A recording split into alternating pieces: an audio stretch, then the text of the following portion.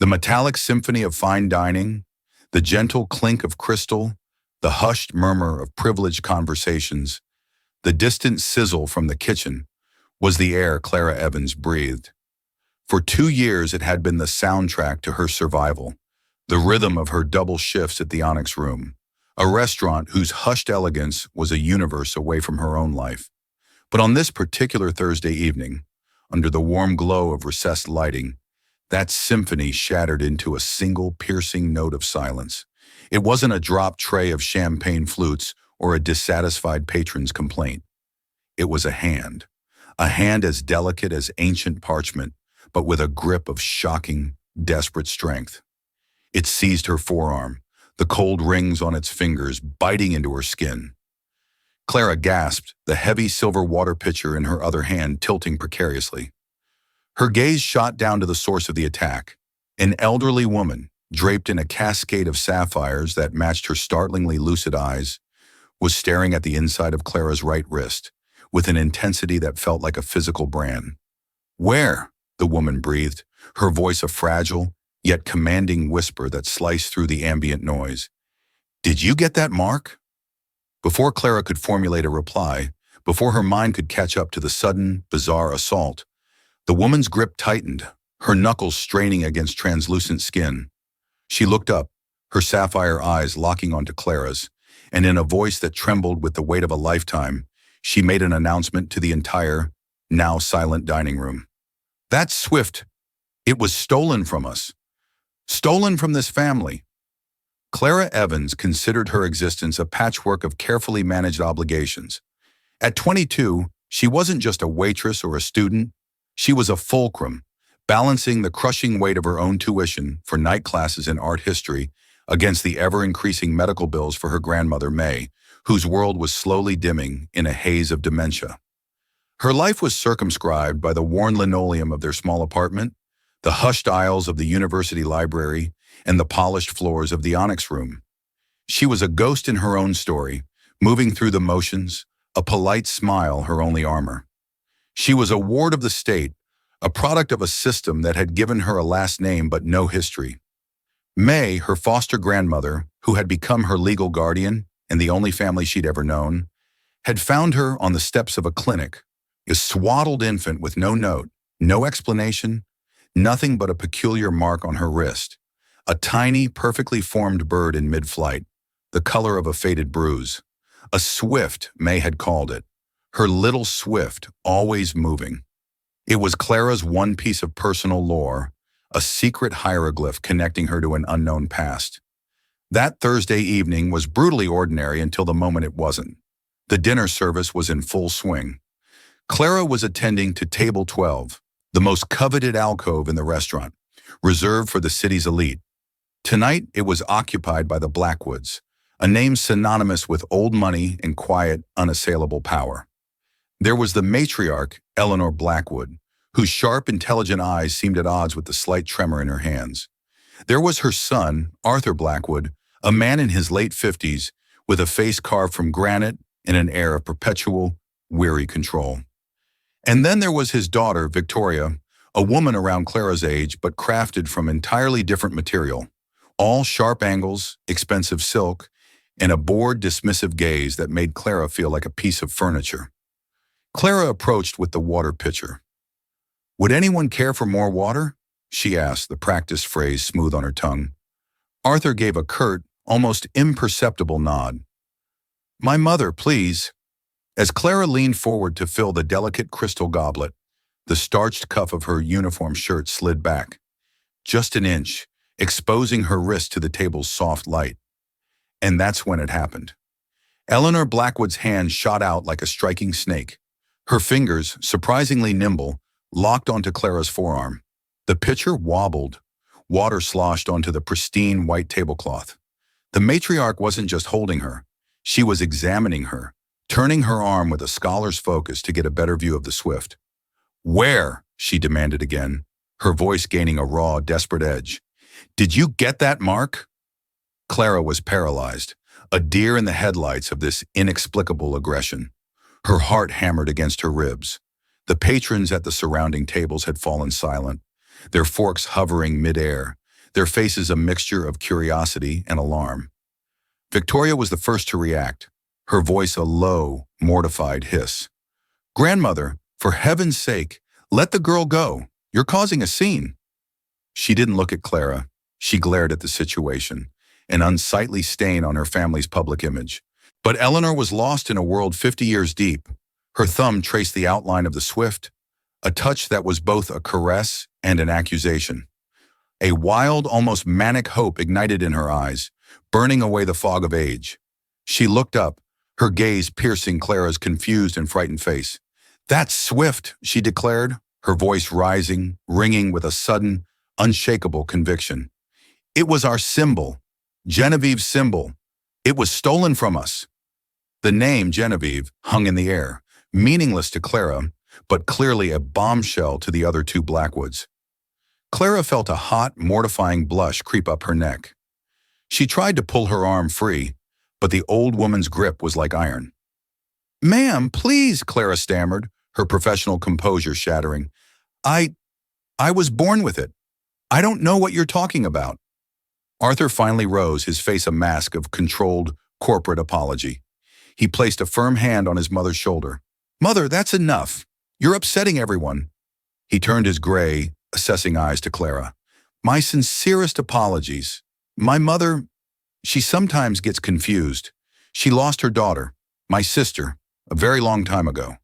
"I am not confused, Arthur," Eleanor snapped, her voice cracking with a pain so raw it was shocking. "I would know it anywhere. It's hers. Someone stole her child, and this is the proof." Her eyes filled with tears, which began to carve paths through the fine powder on her cheeks.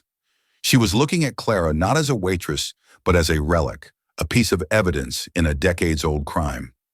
Clara finally wrenched her arm free, stumbling back a step. The silver pitcher clattered loudly as she set it on an adjacent serving cart. She was trembling, a nauseating cocktail of fear, anger, and profound embarrassment coursing through her veins. "I think you've made a mistake," Clara managed, her voice barely a whisper.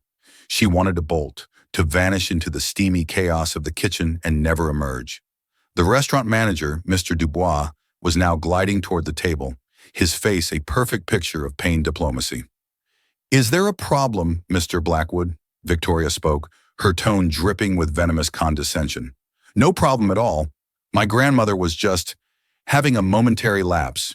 We were just leaving." She slid a black credit card from her purse and placed it on the table, with a dismissive flick of her wrist. She began to coax her grandmother to her feet. Eleanor resisted, her gaze still locked on Clara, a desperate, silent plea in her eyes. "No, we can't just leave her. Look at her eyes, Arthur. They're just like mine." Arthur, looking utterly mortified, took a firmer hold of his mother's arm. Then he did something that surprised Clara. He pulled a sleek, minimalist business card and a gold pen from his jacket pocket. He scribbled a number on the back and pressed it into Clara's trembling hand. "I cannot apologize enough for this public display," he said, his voice low and intense. "My mother has not been well. However, for her peace of mind, I am asking you to call me. We will compensate you handsomely for your time and for this disturbance." Clara stared at the card.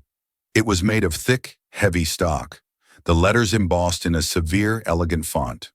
Arthur Blackwood, CEO, Blackwood Holdings. Below it was his private cell number.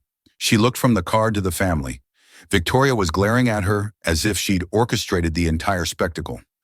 Eleanor looked utterly broken, a lifetime of unresolved grief etched onto her face as her son and granddaughter led her away. As they departed, a wave of whispers erupted in their wake. Clara stood frozen, the business card feeling like a burning coal in her palm. The Swift on her wrist, once her quiet, personal secret, now felt like an accusation shouted in a crowded room. Her carefully constructed, unremarkable life had just been violently upended, and she had the terrifying premonition that the quiet was over for good. For 3 days, the business card sat on the cluttered counter in Clara's kitchen, a stark white rectangle of menace and opportunity. She would pick it up, feel the crisp, authoritative edges, and her stomach would clench. Cashing in on an old woman's delusion felt predatory. Ignoring it felt like turning her back on the first clue to her own existence she'd ever been given. "You're an art history student, right?" May had asked during a moment of lucidity, her voice thin but clear. She was sitting in her favorite armchair, a faded quilt over her lap. "Yes, Nana," Clara said, spooning some broth into a bowl. "Symbols are important," May stated, nodding with a certainty that transcended her confusion. "They mean something, even if you don't know what it is yet. That little bird on your arm, it's your story. Maybe it's time you started reading it." May's words, simple and profound, tipped the scales. What did she have to lose? Another year of scraping by, of watching May's medical debt grow into an insurmountable mountain?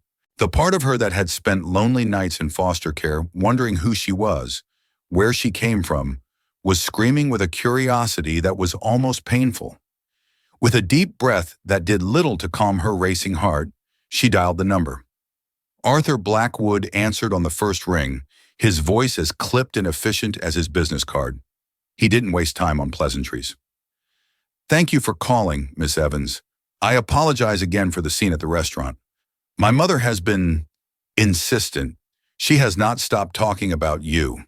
He paused, and for a moment, Clara heard a flicker of something other than corporate steel in his voice, a deep, resonating weariness. "I know this is an extraordinary imposition, but it would bring her a measure of peace if you would agree to meet with us. Privately this time, at our home. We would send a car for you this Saturday. And let me be clear, we will provide a generous honorarium for your time, regardless of the outcome of our conversation." The offer was clinical, transactional. He wasn't reaching out in hope. He was managing a crisis. He was trying to placate his grieving, possibly senile mother. Yet despite the coldness of the invitation, Clara heard herself agree. "Saturday is fine." On Saturday morning, a polished black town car, so silent it seemed to suck the sound from the noisy street, materialized in front of her rundown apartment building. The driver, a man in a dark suit and sunglasses, opened the door for her with an impassive professionalism that made her feel like a specimen being transported to a lab. The 30-minute drive took them from the gritty reality of her neighborhood into a different world, a secluded enclave of rolling hills and old-growth trees where sprawling estates hid behind formidable stone walls. They turned down a long, winding driveway lined with ancient oaks, finally arriving at a manor that seemed less a house and more a piece of architectural history. It was a formidable structure of gray stone and ivy, exuding an aura of immense, permanent wealth. This wasn't just money, it was a dynasty. Clara's worn denim jacket and patched jeans suddenly felt like a costume. Arthur Blackwood met her at the massive oak door himself. His expression was unreadable, a carefully neutral mask. He led her through a cavernous foyer with a checkerboard marble floor and a ceiling so high it seemed to have its own weather system. The silence was broken only by the solemn ticking of a towering grandfather clock. "My mother is in the library. She has been anxious for your arrival," he said, guiding her down a hall lined with oil paintings of stern-faced ancestors. "My daughter Victoria is also present." The words were a clear warning. Eleanor was seated in a deep leather wingback chair near a fireplace large enough to stand in. She looked smaller in the vast room, more fragile than she had in the restaurant. When she saw Clara, her face was illuminated by a fragile, tremulous smile. Victoria stood near the unlit hearth, her arms crossed, her posture radiating hostility. "My dear child," Eleanor said, her voice a reedy whisper as she extended a trembling hand. "Thank you for coming. Please sit." Clara perched on the edge of a stiff, antique sofa, feeling like an intruder. The air was thick with unspoken questions. Eleanor began, her eyes distant, fixed on a memory. "My daughter, my Genevieve, she wasn't like the rest of us. She was a storm, full of light and art and fury." She gestured vaguely towards the room. She hated all of this. The expectations, the name. She said it was a gilded cage. A sad, faraway look entered her eyes. She fell in love with a boy we didn't approve of, an artist with no family, no money. Her father, my late husband, Richard, was a very proud, unyielding man. He forbade her from seeing him. They had a terrible fight. And then one night, she was gone. She left a note, said she was going to live a life of her own making, and that we shouldn't try to find her. Arthur picked up the narrative, his voice a flat, factual monotone. We hired the best private investigators. For 5 years we searched, but it was as if she had stepped off the face of the earth. That was 30 years ago. 30 years, 4 months, and 9 days, Eleanor corrected softly. And every single one of those days, I have prayed for a sign. And then, I saw you. She leaned forward, her gaze intense and pleading. That mark on your wrist, Genevieve was born with the exact same one, a swift in flight. My husband's great-grandmother supposedly had it. He always said it was a blackwood mark, a sign of a restless spirit. Clara felt a dizzying sense of vertigo. It had to be a coincidence, a cruel, elaborate coincidence. I was a foundling, Clara heard herself say, her voice small in the cavernous room. Left at a free clinic. No note, no name. The nurses gave me a name. Eleanor gasped, her hand flying to her mouth, the hope in her eyes flaring into a bonfire. Don't you see, Arthur? It fits. She would have been alone, terrified. She would have wanted her baby to be safe, away from Richard's influence. Victoria finally broke her silence, her voice dripping with acidic skepticism. Oh, it's a perfect story. A little too perfect, don't you think? A conveniently orphaned waitress with a convenient birthmark just happens to cross paths with the one family in the state that might fall for such a tale. It's either a 1 in a billion coincidence, or it's a meticulously planned con. Victoria, Arthur's voice was sharp. That's enough. Is it? Victoria pushed herself away from the mantel and took a step towards Clara, her eyes narrowing into slits. How long did you research us? Was it hard to find out about my long-lost aunt? I have to admit, the birthmark is a nice touch. Is it a tattoo? You must have found a very skilled artist. The accusation was so vile, so utterly baseless, that it shocked Clara out of her fear. A spark of anger ignited in her chest. A tattoo? She shot back, her voice gaining strength. Are you serious? I've had this my entire life. She instinctively thrust her wrist forward. Look at it. Does that look like ink to you? Arthur stepped between them, a reluctant referee. Victoria, apologize to Miss Evans. She is our guest. Victoria simply scoffed. I'm just being logical, Father. You're being sentimental. We need to think about the implications. If this is somehow true, she becomes an heir. She would be entitled to a significant portion of the Blackwood estate.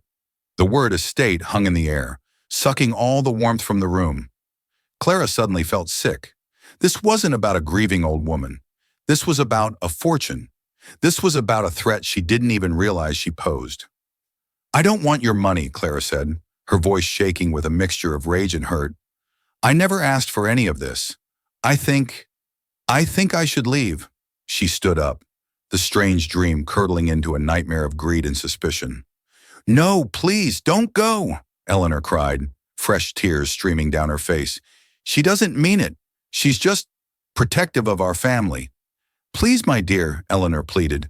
We just need to know for sure. Arthur placed a calming hand on Clara's arm.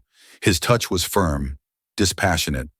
Victoria's out of line, but her point, however tactlessly made, is valid.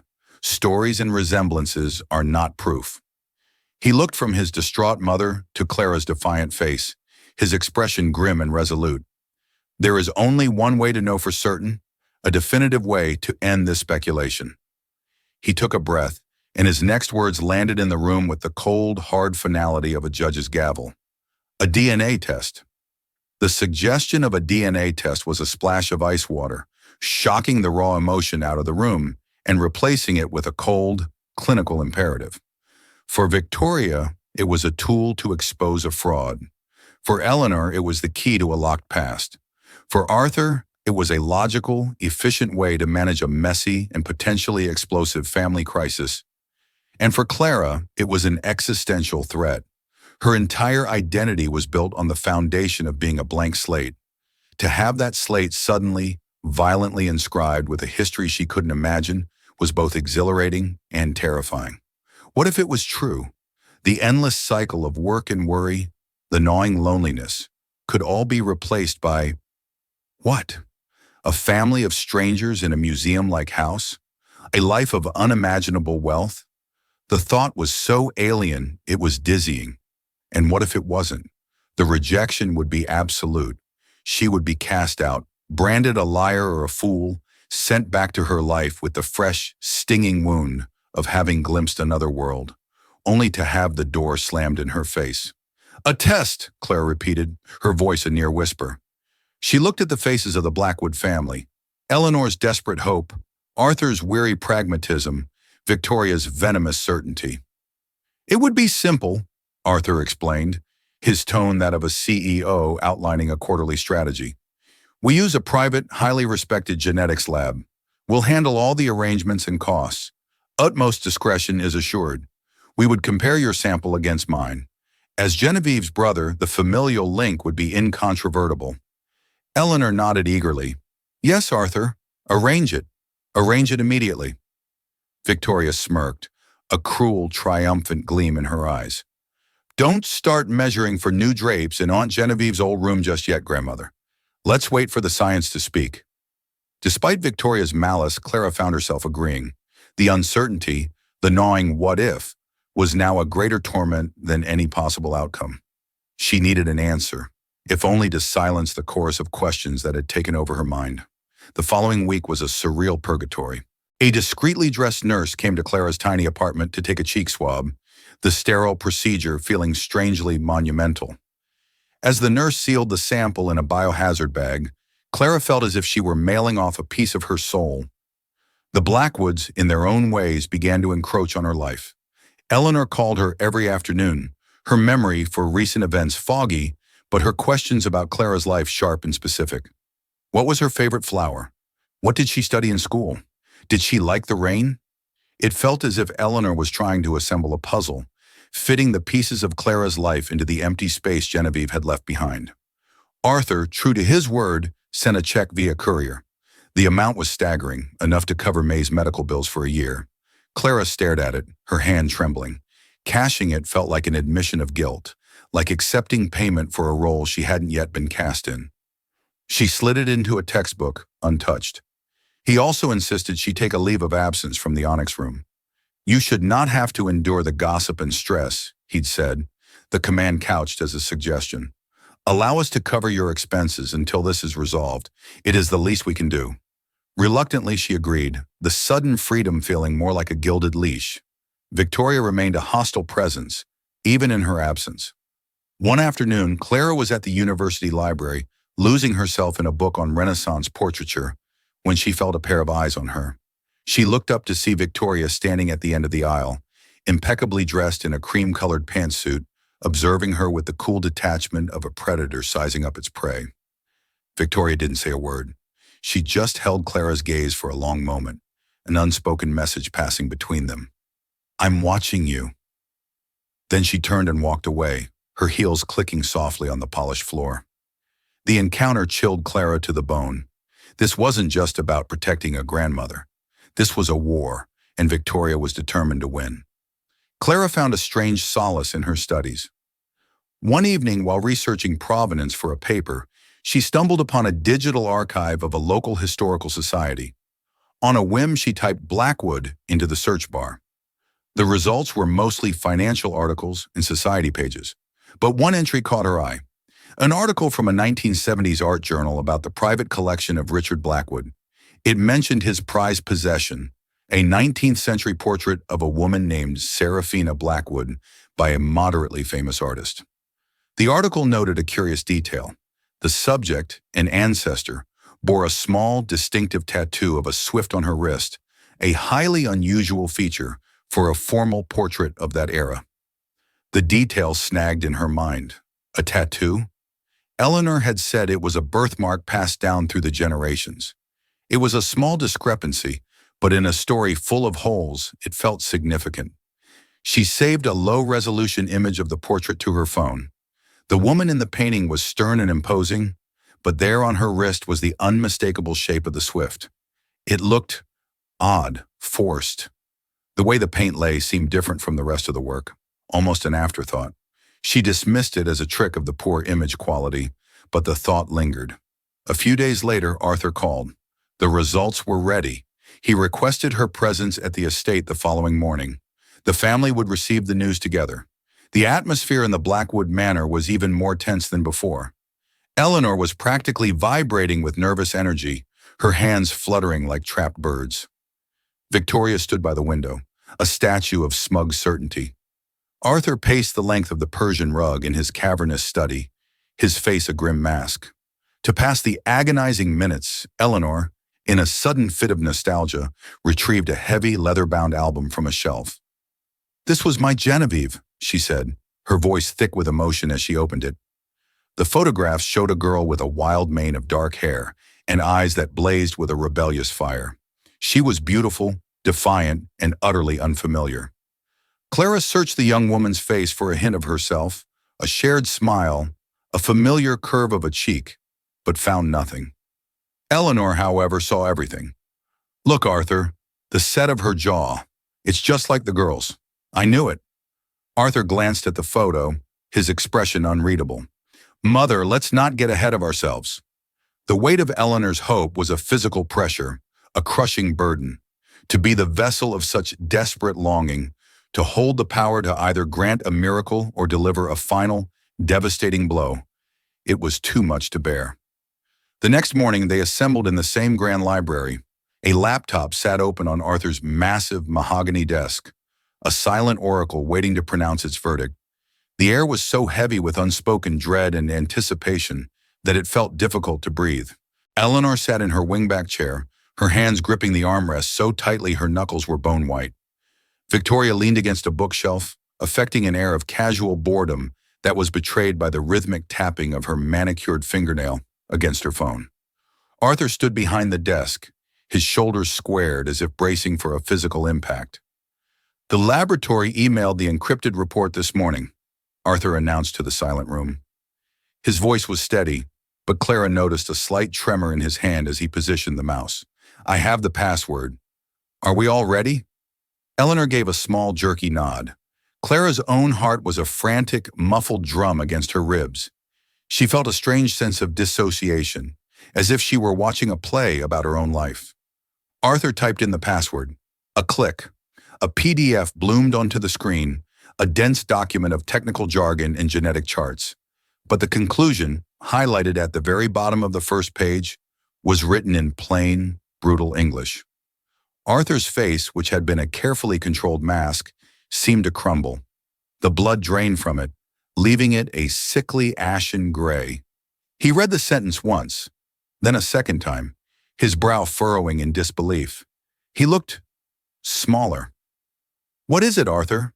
Eleanor's voice was a thin, reedy whisper. "Tell us." Slowly, Arthur looked up from the screen. His eyes found his mother's, and his expression was one of profound, sorrowful pity. "It's negative," he said, the two words falling like lead weights into the silence. "There is no match." He took a deep, shuddering breath and read from the report, his voice hollow. "The analysis concludes there is a 0% probability that Clara Evans is the biological daughter of Genevieve Blackwood." The silence that followed was absolute, a vacuum that sucked all the air and life from the room. Clara felt the floor drop away beneath her. 0%. Not a distant cousin, not a faint possibility. Nothing. A stranger. A small, wounded sound escaped Eleanor's lips, the cry of an animal caught in a trap. "No," she whispered, shaking her head in frantic denial. "No, that's impossible. The lab, they made a mistake. They must have. The mark." "The science is unequivocal, Mother," Arthur said gently, his voice strained with the effort of holding himself together. He moved to her side, kneeling by her chair. "I'm so sorry." A short, sharp exhalation, almost a laugh, came from across the room. Victoria pushed herself off the bookshelf, a look of smug, venomous triumph transforming her face. Well, I can't say I'm surprised." She turned her cold, victorious gaze on Clara. "Congratulations," she sneered, her voice dripping with poison. "That was quite a performance. You had my grandmother utterly convinced you were her little miracle." What was the end game? Wait for her to get attached, write you into the will, and then bleed the family dry for generations? Victoria, stop it, Arthur warned, his voice cracking. But Victoria was on a roll, her cruelty unleashed. I did a little research of my own. Did you know that for a few $1,000s, you can get a cosmetic tattoo that perfectly mimics a birthmark? I bet it washes right off. You are pathetic, preying on a confused, grieving old woman. You have no shame. Each word was a physical blow. Clara felt dizzy, the grand library tilting around her.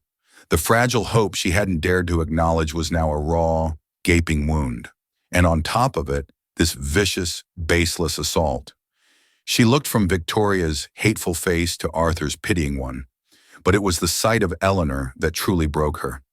The old woman was no longer looking at her. The light, the desperate, burning hope that had animated her for weeks had been extinguished. Her face was a gray, slack mask of utter devastation. Eleanor looked at Clara, and for the first time since they'd met, she saw only a stranger, a waitress, a profound disappointment. The finality in that empty gaze was more painful than any of Victoria's insults. I didn't lie, Clara whispered, her voice trembling so badly she could barely form the words. I never asked for any of this. I told you it was probably a coincidence. A very profitable coincidence for you, Victoria shot back. A few weeks off work, a nice fat check you probably already cashed. That is enough, Arthur roared, finally rising to his feet, his face thunderous. He looked at Clara, his expression a mixture of regret and dismissal. Ms. Evans, Clara, I am truly sorry for my daughter's unforgivable behavior and for putting you through this emotional ordeal. We allowed hope to cloud our judgment. His tone had shifted back to the formal, distant CEO. The brief, fragile connection was severed. She was Ms. Evans again. I think it's best if you leave now, he said quietly. It was a command, not a request. He reached into his jacket. Let me write you another check for your trouble. For this. No, Clara said, finding a last, ragged scrap of dignity in her humiliation. She looked at the check from the week before, still tucked in her textbook on the sofa. I don't want your money. I never did. She turned and walked out of the library, not daring to look back at Eleanor's crumpled, silent form. She walked, head held high, through the echoing marble foyer, past the portraits of the Blackwood ancestors who were not, and never would be, her family. The massive oak door clicked shut behind her with the dreadful finality of a coffin lid. She didn't wait for the car. She walked the entire length of the long, winding driveway, her legs moving on autopilot. The fairy tale was over. She had been summarily ejected from the gilded cage and thrown back into the real world. Only now she was more alone, more lost than she had ever been before. The swift on her wrist felt like a brand of shame, a meaningless mark on the skin of a nobody. The weeks that followed were a colorless fog. Clara had to plead for her job back at the Onyx Room, enduring Mr. Dubois' suspicious glares and the whispers of her colleagues. The untouched Blackwood check sat on her counter until, in a fit of rage and grief, she tore it into 100 tiny pieces and threw them away. Life wasn't back to normal. It was a ghost of normal, haunted by what might have been. The silence in her small apartment, once a comfort, now felt like an accusation. Her unknown past was no longer a neutral void. It was a confirmed, sealed emptiness. A different, more oppressive silence had descended upon the Blackwood estate. Eleanor had retreated into a world of her own, a ghost in her own home. She barely spoke. The doctors called it a psychological retreat, a response to severe emotional trauma. The brilliant flame of hope had been snuffed out, leaving behind the cold, heavy ashes of a 30-year-old grief made new again. Arthur was drowning in guilt. Guilt over his mother's catatonic state, guilt for fostering a hope he never truly believed in, and a nagging, persistent guilt over the way they had treated Clara. He couldn't shake the image of her face in the library, the shock, the deep hurt, and the quiet dignity she had maintained as his daughter flayed her with accusations. Victoria, meanwhile, acted as if nothing had happened, her victory pyrrhic and hollow in the face of her grandmother's decline. One bleak afternoon, unable to bear the funereal atmosphere of the house, Arthur found himself in Genevieve's old bedroom, a suite of rooms in the East Wing that had been kept exactly as she had left it. He wasn't looking for anything in particular. He was just searching for a ghost. He ran a hand over the dusty art supplies on her drafting table, the charcoal sketches of stormy seas and birds in flight pinned to a corkboard. Beneath a pile of old canvases, he found her portfolio, a large leather-bound book filled with her work. He opened it, not expecting much. But as he turned the pages, he was struck by the raw talent, the furious energy in every line. And on almost every page, the Swift appeared, a recurring motif, a signature.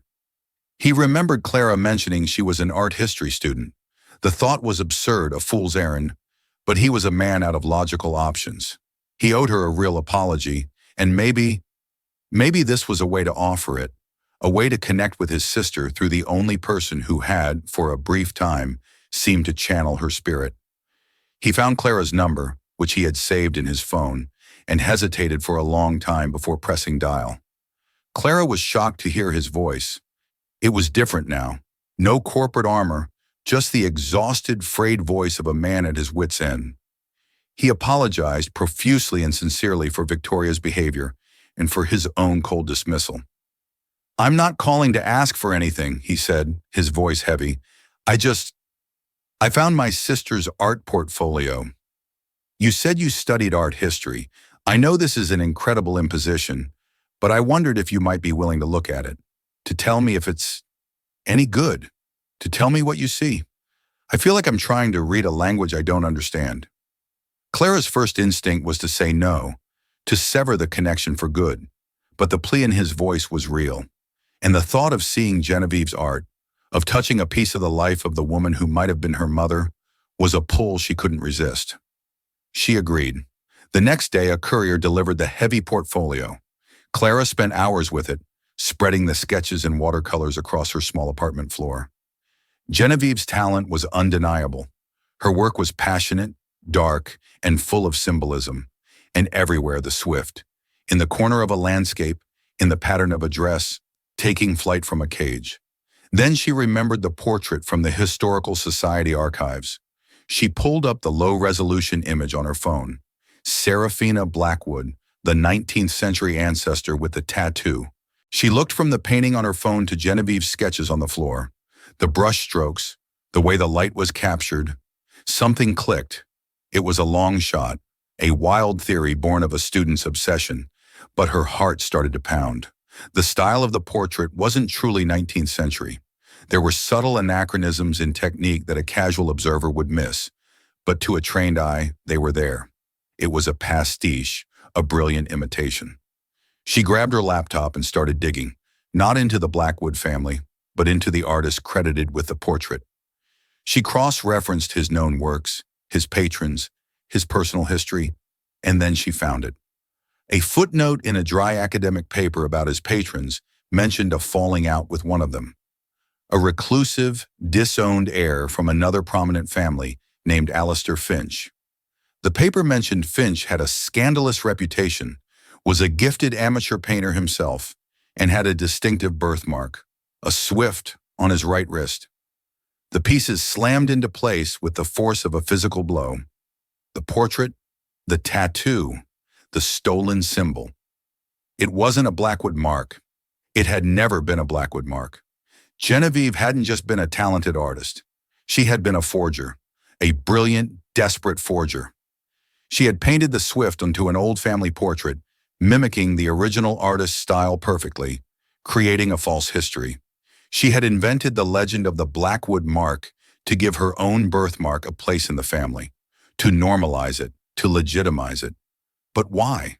There was only one reason: to protect her mother, to hide the fact that her birthmark and her bloodline came from someone else, from a man named Alistair Finch. The DNA test hadn't been a mistake.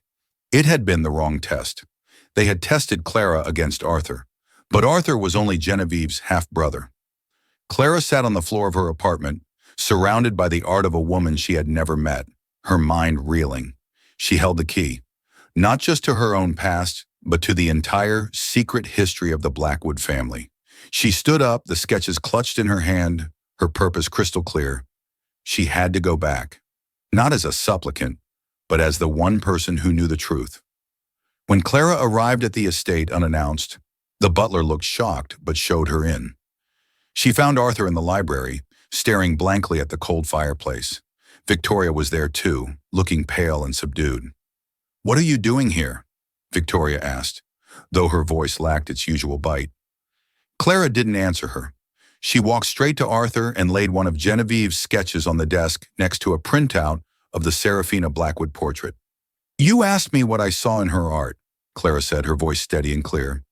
"I see a brilliant artist, and I see a forger. Your sister faked this painting. She added the Swift." Arthur stared at the two images, his brow furrowing in confusion. "What are you talking about?" "The Swift isn't a Blackwood mark," Clara explained, her words coming in a rush as she laid out her entire theory.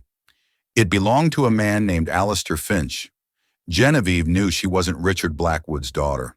She inherited the mark from her real father, and she created this lie, this painting, to protect her mother's secret." She took a deep breath, meeting Arthur's shocked gaze. "The DNA test was negative because you and Genevieve only shared a mother. You aren't my uncle. You're my half-uncle." The room was utterly silent. Victoria stared at Clara, her mouth slightly agape, the sheer audacity of the claim rendering her speechless. Arthur looked from the paintings to Clara's face, his mind visibly racing, connecting dots he had never known existed. His mother's deep, almost obsessive bond with Genevieve, his father's coldness towards his sister, the stories of his mother's loneliness in the early years of her marriage. It was a monstrous, unthinkable idea, and yet it made a terrible kind of sense. At that moment, Eleanor Blackwood appeared in the doorway, supported by a nurse. She looked frail, but her eyes were clear. She had heard Clara's final words. She looked at the evidence on the desk, at Clara's face, and at her son's stunned expression. A lifetime of secrets crumbled. A single crystalline tear traced a path down her withered cheek.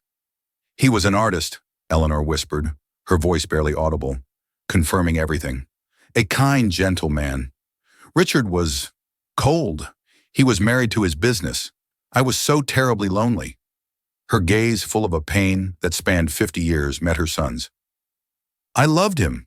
Genevieve was his daughter. Richard suspected, I think. He raised her as his own to avoid scandal, but he never forgave me. He punished her for my sin every day of her life." The confession hung in the air, shattering the foundations of the Blackwood dynasty. Victoria looked as if she had been struck. The grandfather she revered now recast as a cruel, vindictive man, her entire identity built upon a lie. She looked at Clara, not with hatred, but with a dawning, horrified understanding. Arthur, his face pale and grim, looked from his devastated mother to the young woman who had unearthed their family's deepest secret. "There's only one way to be certain," he said, his voice heavy with a new, somber resolve. "We need another test. This time, comparing Clara's DNA not to mine, but directly to yours, mother." The second DNA test was arranged with a quiet, solemn urgency. The week-long wait was not filled with frantic hope or bitter suspicion, but with a fragile, shared need for truth. The family was fractured and raw, tentatively navigating the wreckage of their own history. Nathan, humbled and deeply ashamed of his earlier cruelty, became a quiet ally. He spent time with Clara, not interrogating her, but listening. He learned about May, about the scholarships she was barely holding on to, about the constant, grinding pressure of her life. A tentative, fragile bridge was being built between them, spanning the chasm of their first impressions. Arthur, meanwhile, devoted himself to his mother. For the first time, he listened to her stories, not as the ramblings of an aging parent, but as the long-overdue testimony of a woman he was only just beginning to know. He learned of her loveless marriage, her brief, cherished affair, and the crushing guilt of watching her husband punish her daughter for her own transgressions. Clara stayed at the estate, at Arthur's insistence. She spent hours in Genevieve's old studio, surrounded by her mother's art. She was starting to think of her that way now, her mother. She felt a profound connection to the passionate, defiant young woman who had used her talent as both a shield and a weapon trying to carve out a place for herself in a world that sought to deny her very identity. She felt an unexpected surge of gratitude for her courage. Genevieve had saved her from Richard Blackwood's cold legacy. The day the results arrived, they gathered not in the imposing library, but in the sunroom, where light streamed through the large glass panes. Robert opened the email from the lab on his laptop, his movements slow and deliberate. He didn't read it to himself first. He simply turned the screen so they could all see. There at the bottom of the page was the conclusion, stark and unequivocal. Maternal grandmother. Probability of relationship. 99.9999%. The clinical words sang with a power that transcended science. 9999999%. A choked sob escaped Eleanor's lips, a sound not of pain, but of profound, earth-shattering release. She reached a trembling hand towards Clara, her eyes swimming with tears. "My granddaughter," she whispered, the words a prayer answered after a lifetime of waiting. "My Genevieve's baby girl." Clara moved towards her, her own tears blurring her vision. She took her grandmother's hand, and this time the touch wasn't a desperate grab in a restaurant, but a gentle, welcoming embrace. She knelt by Eleanor's chair, and the old woman wrapped her frail arms around her, holding on as if she would never let go. Decades of grief, loneliness, and secrecy melted away in that single cathartic moment. The story that followed was pieced together slowly. Robert, using his resources, discovered that Genevieve and her artist love, Daniel Finch, had started a new life under assumed names in a small coastal town in Oregon. She had given her baby up in a closed adoption, terrified that Richard Blackwood's reach could extend anywhere, always intending to come back for her when it was safe. But tragedy, in a cruel twist of fate, had found them first. 3 years later, they were killed in a real car accident, their secret identities buried with them, leaving their daughter an orphan twice over. Clara Evans finally had a history: a mother named Genevieve, a grandmother named Eleanor, a half-uncle named Arthur, a cousin named Victoria. It was a messy, complicated, tragic, and beautiful story. And it was hers. The resolution was not a fairy tale ending. It was the beginning of something far more complex and real. The Blackwood family, stripped of its pristine myths, had to learn how to exist on a new foundation of truth. Victoria had to contend with a cousin who was a living reminder of the family's secret shame and an inheritance that would now be shared. Arthur had to reconcile the father he had revered with the tyrant his sister had fled. And Clara, now Clara Evans Blackwood, stood at a crossroads. The vast fortune was hers by right, but she found the true inheritance was something far more valuable. It was in the quiet afternoons spent with Eleanor, sharing stories of Genevieve. It was in the grudgingly respectful conversations with Victoria about the future of the family's art foundation.